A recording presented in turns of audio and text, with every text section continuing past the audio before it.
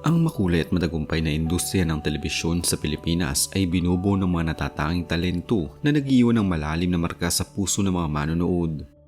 Isa sa mga pinakakahangahangang kwento ng paglago at dedikasyon ay ang buhay at karera ng aktres na si Angel Satsumi.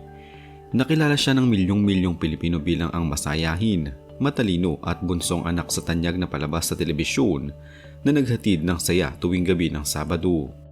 Sa kabila ng kanyang maagang pagsabak sa ilaw ng kamera, napanatili niya ang isang simpleng disposisyon sa likod ng entablado. Ang kanyang buhay ay patunay na ang talento kapag sinamahan ng tamang gabay ng pamilya at determinasyon ay nagbubunga ng isang matatag na pundasyon. Si Angel Satsumi ay pinanganak noong Abril 17, 2006 na nangangahulugang siya ay may edad na 20 taong gulang sa kasalukuyan.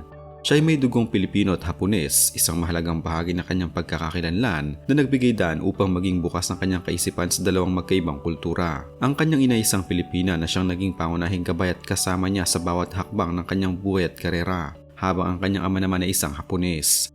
Lumaki siya sa Pilipinas kung saan naging sentro ng kanyang pagkabata ang balanse sa pagitan ng regular na buhay ng isang bata at ang mundo ng pag-arte sa telebisyon.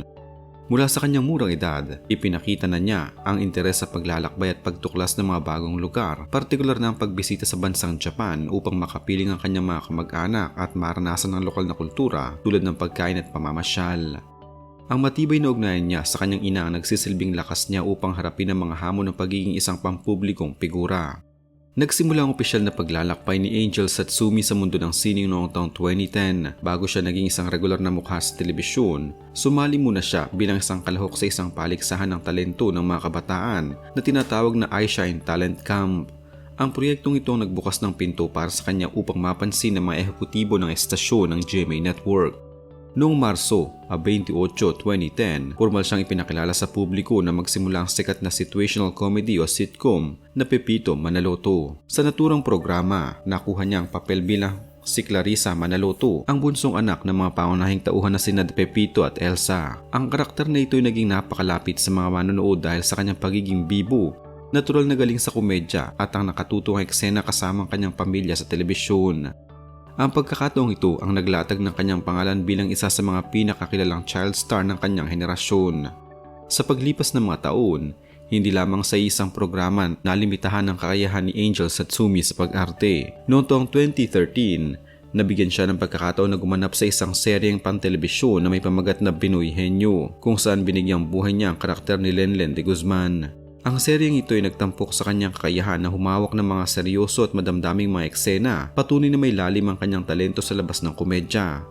Bukod dito, naging bahagi rin siya ng iba't ibang antolohiya at lingguhang palabas sa GMA Network tulad ng Magpakailanman, Dear Uge, kung saan gumanap siya bilang sina Mika at Bibi Balbakwa, at ang programang Hay Bahay.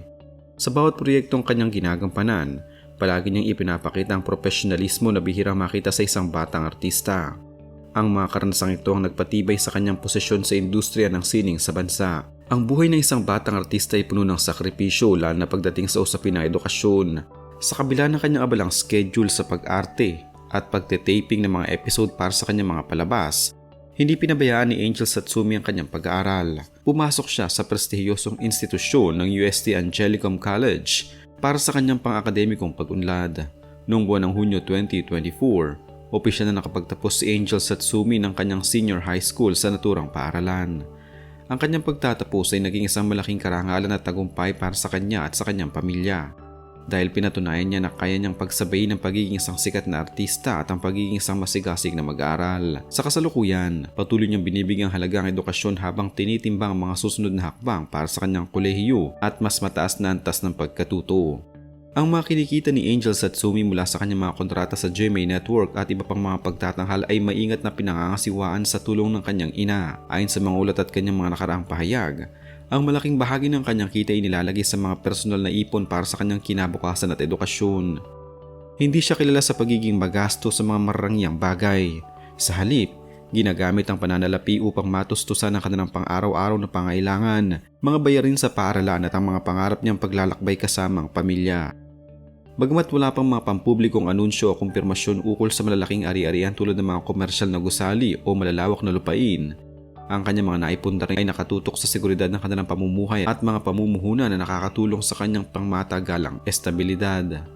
Hinggil naman sa usapin ng negosyo, si Angel Satsumi hindi pa naglulunsad ng isang malaking kumpanya o formal na negosyo na nakarehistro sa kanyang pangalan sa kasalukuyan. Ang kanyang pangunahing pinagkukunan ng kita ay nananatili sa kanyang karera sa pag-arte at ang mga pakikipagtulungan sa mga tatak sa pamamagitan ng kanyang mga social media platform. Gayunpaman, marami sa kanyang mga tagahanga at taga-subaybay ang nag-aabang kung papasukin ba niya ang mundo ng pagninegosyo sa hinaharap, lalo na't kilala siya sa pagiging matalino at madiskarteng kabataan. Ang kanyang focus sa ngayon ay ang pagpapalago ng kanyang sarili bilang isang individual at ang paghahanda para sa mga oportunidad na maaaring dumating kapag natapos na niya ang kanyang mas mataas na antas ng edukasyon. Ang personal na buhay ng mga sikat na personalidad ay palaging paksari ng interes para sa publiko, partikular na mga usapin ng pag-ibig.